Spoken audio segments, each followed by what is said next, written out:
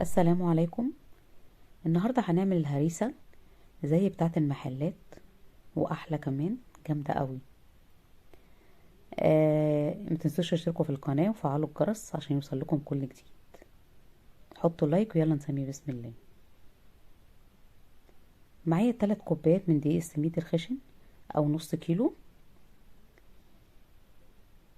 ما بكونش جايباه بقى في اكياس يكون سايب. عليه معلقة صغيرة من بيكنج باودر، ربع معلقة ملح صغيرة، ربع معلقة كربوناتو صغيرة، كيس فانيليا صغير.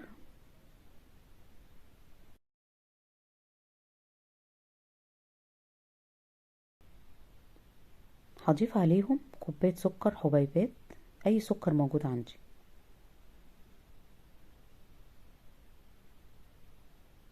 هضيف عليهم كوباية الا ربع من جوز الهند، يكون خشن شوية زي حبيبات الرز كده.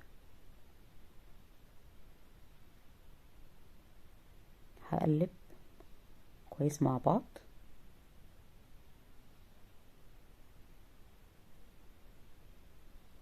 هضيف عليهم نص كوباية من السمنة، اكون يعني مدفياها كده تبقى دافية.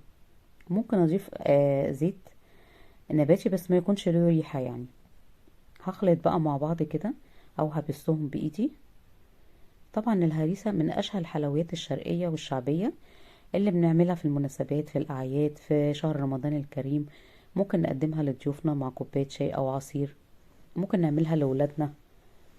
مش هتاخد معايا وقت ومكوناتها سهلة بدل ما نشتريها من برا. بتبقى مكلفة جدا. هقلبها كده لحد ما تبقى معايا زي حبيبات الرملة المبلولة بالشكل ده. لازم اغلفها مع السمنة كويس قوي. هضيف عليها معلقتين كبار من عسل الجلوكوز. ممكن اضيف معلقتين كبار عسل نحل لو عندي. عسل الجلوكوز بيخلي القوام بتاعها متماسك وبيديها طعم حلو. هضيف عليها كوباية لبن دافي واخلط بقى مع بعض.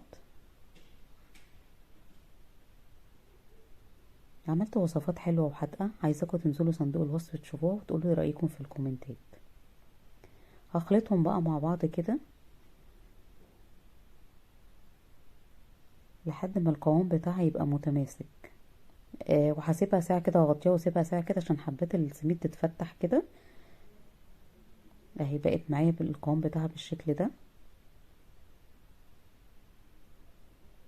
همسك كده حتة في ايدي واضغط عليها كده تبقى متماسكة بالشكل ده. بس في نفس الوقت امسكها كده تبقى مفرولة في ايدي. هسيبها اغطيها واسيبها ساعة على جنب. هجيب صينية مدهونة سمنة وهنزل بالخليط. الخليط بتاعها بيبقى متماسك كده بالشكل ده، ما بيبقاش سايل، بيبقى متماسك كده.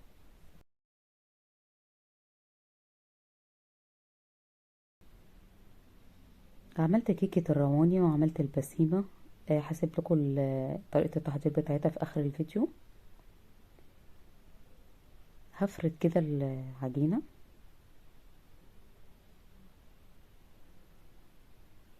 حاولوا تعملوا كل حاجة في البيت، المعجنات، الفطائر، المخللات، لازم نقتصد ونعمل كل حاجة في البيت.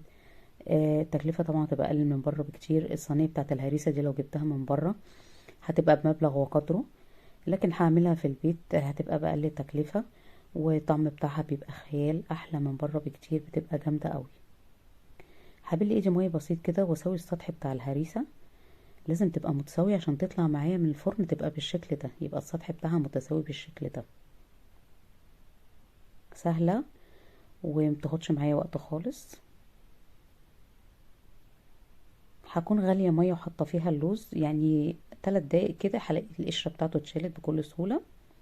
لو ما عنديش لوز ممكن احط سوداني. ما عنديش سوداني ممكن ما احطش اي حاجة خالص، هي طعمها بيبقى تحفة من غير اي حاجة.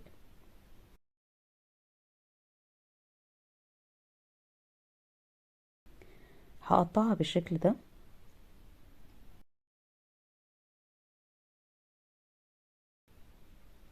لما تطلع من الفرن هعيد على التقطيع بتاعها ده تاني. هدخلها على فرن متسخن على درجة حرارة 180. اول ما تاخد معايا لون من تحت هشغل الشوايه عشان تاخد اللون الذهبي الجميل.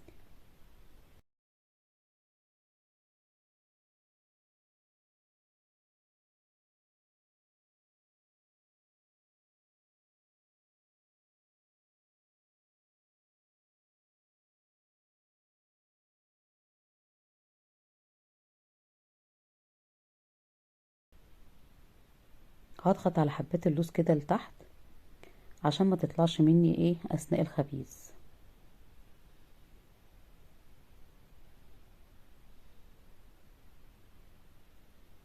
بصوا الشكل بتاعها بقى قمر ازاي.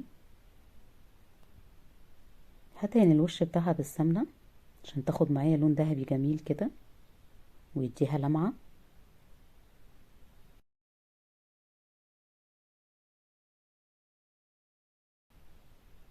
وهدخلها الفرن. هنعمل الشربات كوبايتين من السكر، اي سكر موجود عندي.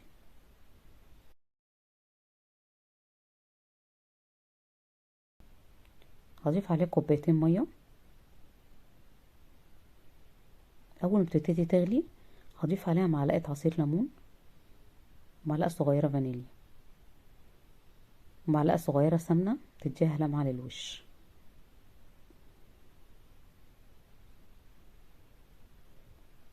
اول ما تغلي كده 10 دقايق وهطفي عليها. بعد ما تغلي عايزه القوام بتاعها ما يبقاش تقيل ولا خفيف.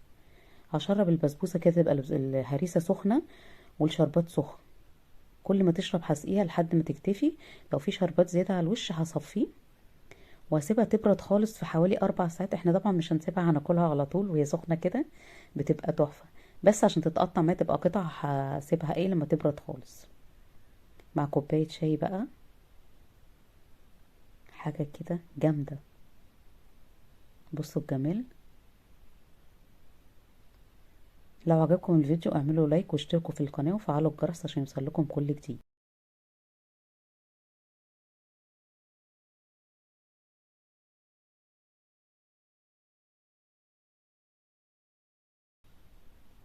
باي باي.